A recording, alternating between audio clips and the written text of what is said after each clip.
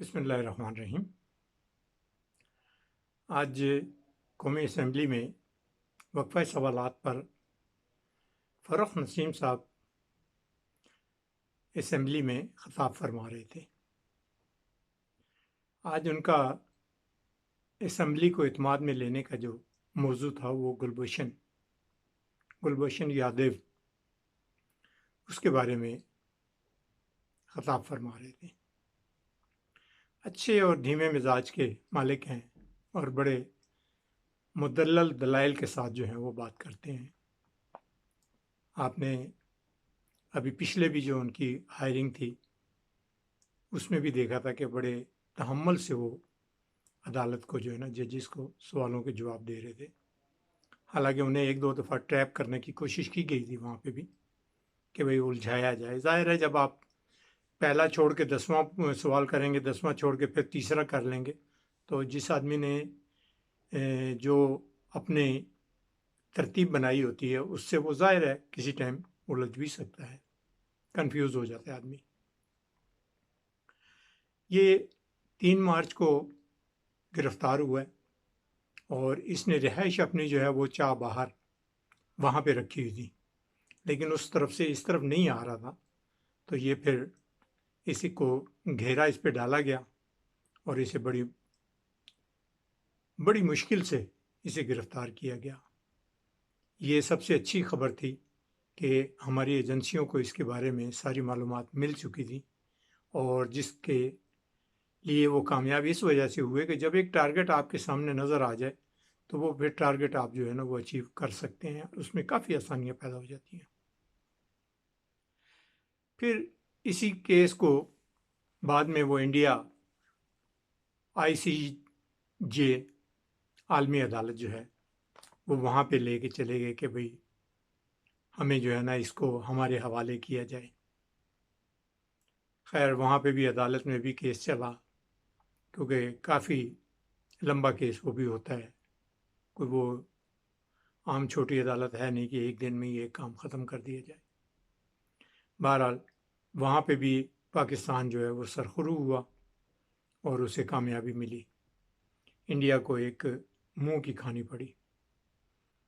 और इस टाइम बैनुल अक़वामी तौर पर जासूसों की जो कैटेगरी है इस टाइम, उसमें इस टाइम पाकिस्तान जो है ना वो एक सबसे बड़ी कैटेगरी में आ रहा है कि उसने एक सर्विंग नेवल मुलाजिम जो कि नेवल का सर्वेंट था उसको रंगे हाथों पकड़ा है। और वो ये भी नहीं कि वो रिटायर था या कि वो सर्विस नहीं कर रहा था या उसने अपने आप को प्राइवेट जॉब शो किया हुआ था, नहीं, उसने बाकायदा इकरार किया है कि मैं सर्विंग और हाजिर सर्विस मेरा ये रैंक है, तो उसने इकरार भी किया है। उससे हमारे इदारों को भी बड़ी तक़वियत मिली कि उन्होंने एक दुनिया में एक बहुत बड़ा कारनामा किया। रहेगी इसको सज़ा देना दिलाना, ये कानून का एक प्रोसेस है। दुश्मन तो हमेशा दुश्मनी करता है, लेकिन हमारा काम है कि हम उसको इम्प्लीमेंट उस तरह करें। अब जिस तरह वो जहाज़ लेके आ गया था तो वो तो हमारे काबू में आ गया था पायलट उनका, लेकिन फिर भी कुछ अदब अदाब होते हैं, क़वायद होते हैं, उन पे अमल दरामद भी करना होता है। हमने उसे चाय पिलाई और वापस किया। ये बैनुल अक़वामी कुछ कानून हैं जिस पे गो के हर आदमी को इन चीज़ों का इल्म नहीं होता, लेकिन हुकूमतों को तो इल्म होता है ना। हुकूमतों के तो ये फ़ेल होते हैं, उनमें वो कर रहे होते हैं। ख़िताब के दौरान ही दावड़ साहब जो है वो मुदाखलत करने के लिए उठे और उन्होंने कोई चंद एक लफ्ज़ बोले जो कि आम पब्लिक ने तो नहीं सुने, लेकिन उसमें ये दावड़ को ये फ़ायदा हुआ कि वो जो इंडिया के कागज़ों में गुड जर्सर्स के लिए उसको रखा हुआ है उन्होंने, उसमें उसके नंबर फिर बन गए कि भाई मैंने आपके बंदे के लिए असेंबली में भी एतराज़ किया या उठा या बोला, क्योंकि किसी बंदे की सिर्फ उंगली खड़ी करने से ही ना اس کے نمبر بن جاتے ہیں. وہ انڈیا کے سامنے اس کے جو ہے نا پھر نمبر بن گئے کہ بھئی دیکھ لو میں اپنے ملک کی اسمبلی میں تمہارے لیے دفاع کرنے کے لیے تیار ہوں، تمہارے لیے لڑنے کے لیے بھی تیار ہوں اور مرنے کے لیے بھی. کیونکہ ایسا آدمی تو مرے گا تو وہ تو مرتد ہی کہلائے گا نا، کہ جو قوم کا وفادار نہیں ہوتا، دشمن کا وفادار ہوتا ہے، وہ مرتد ہوتا ہے. جو قوم کے لیے مرتا ہے، لڑتا ہے، وہ شہیدوں میں اس کا نام آتا ہے. تو ان کو تو شہیدوں میں تو نہیں گنا جائے گا کہ اگر یہ اس حالت میں مر جاتے ہیں. تو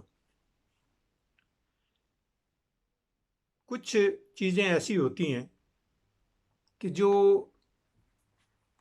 مطلب ہے کہ احساس قسم کے معاملات، ان میں ہر آدمی کو مداخلت کرنی نہیں چاہیے، بلکہ ہر آدمی کو بڑھ چڑھ کے حصہ نہیں لینا چاہیے، کیونکہ وہ کچھ معاملات ایسے ہوتے ہیں کہ جو بہت ضروری ہوتے ہیں اور جو حکومت کے ہی کرنے والے ہوتے ہیں.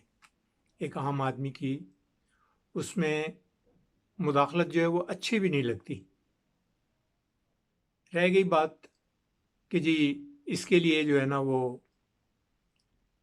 گورنمنٹ نے کابینہ میں جو ہے نا وہ بل پاس کر لیا. تو دیکھیں یہ چیزیں جو ہے نا یہ پہلے بھی حکومتیں کرتی آئی ہیں، کوئی آج نئی بات نہیں ہے کہ اس حکومت نے پہلی دفعہ کیا ہے. آپ کو یاد ہوگا کہ وہ پچھلی حکومتیں جو تھیں وہ ان کی اگر اوسط آپ نکالیں ایک سال میں تو وہ ترمیم جو ہے وہ آرڈیننس جو ہے وہ 119 آرڈیننس پر ایئر وہ لوگ پاس کرتے تھے. وہ تو کبھی نہیں بتاتے تھے کسی کو کہ ہم نے کیا پاس کیا ہے. اب آپ اسی طرح دیکھ لیں، ختم نبوت کا بل انہوں نے پاس کیا، سارا کچھ کر لیا، اسمبلی سے صرف منظور کروانا رہ گیا تھا، جو کہ لاسٹ ٹائم پہ ہوتا ہے. تو اس میں بھی دیکھیں کہ انہوں نے کتنا دھوکے سے، وہ غفور حیدری صاحب بھی اس میں بل انہوں نے بھی سینٹ سے پاس کروا لیا تھا JUI کے. ادھر سے نون لیگ نے بھی جو ہے نا بل پاس کروا دیا تھا. راجہ ظفر الحق انہوں نے آج تک اپنی جو رپورٹ تھی اس کے بارے میں عیاں نہیں کی کہ بھئی جو میں نے جو تحقیق کی تھی اس کے بارے میں کیا میں نے رزلٹ نکالا اور کیا کیا. یہ اپنی رپورٹیں جو ہے نا یہ دبا لیتے ہیں اور دوسروں کو کہتے ہیں جی آپ تو دے ہی نہیں سکتے ہیں، آپ تو تحقیق نہیں کر سکتے ہیں. بھئی تم نے جو تحقیق کی تھی یا کچھ کیا تھا تو اس پہ کوئی امپلیمنٹ ہوا؟ آج تک تم شو نہیں کر سکے ہو کہ ہم میں سے کون سے ممبر تھے جو اس چیز میں سب سے آگے آگے تھے کہ یہ ختم نبوت کا بل جو پیش کیا گیا تھا اس میں کون لوگ ملوث تھے. اسی طرح آگے آپ دیکھیں کہ ان لوگوں نے پہلے کوئی کام نہیں کیا کہ کئی رپورٹیں آئی ہیں جو کہ یہ دبا جاتے تھے.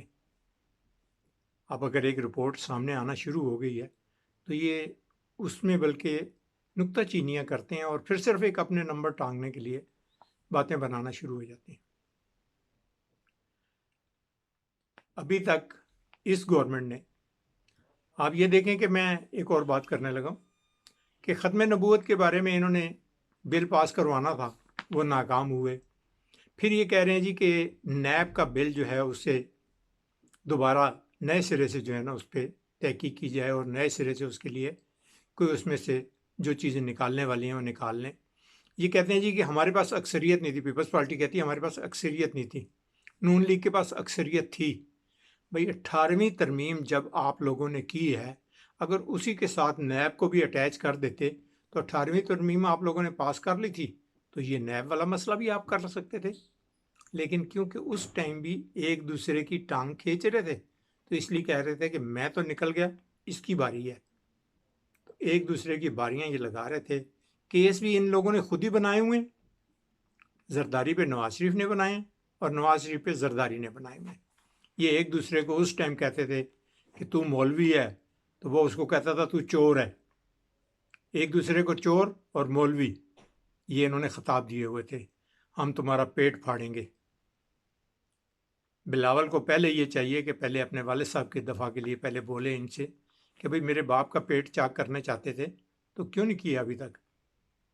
لیکن کیونکہ سیاست بڑی بے رحم ہوتی ہے، آپ نے دیکھا ہوگا کہ مغلوں کو بھی دیکھ لیں، وہ بیٹا جو ہے وہ باپ کو بھی قید کر دیتا تھا صرف اس لیے کہ اس نے اقتدار سنبھالنا تھا۔ تو یہ سیاست ہے ہی ایسی چیز ہے کہ اقتدار سنبھالنے کے لیے بلاول کیا چیز ہے؟ حاکم علی زرداری کا پوتا ہی ہے نا، کوئی بہت بڑا کوئی نامی گرامی آدمی تو ہے نہیں یہ، یا کہیں کہ ہم کسی بڑے اچھے خاندان سے اور بڑے اچھی نسل سے تعلق رکھتا ہے۔ یہ حاکم علی زرداری کی نسل ہے، تو یہ اس میں سے ویسا ہی بلڈ بھی ویسا ہی ہوگا۔ مجھے اجازت دیجیے، دعاؤں میں یاد رکھیے گا، میرے چینل کو سبسکرائب کیجیے اور شیئر بھی کیجیے۔ اللہ حافظ، فی امان اللہ۔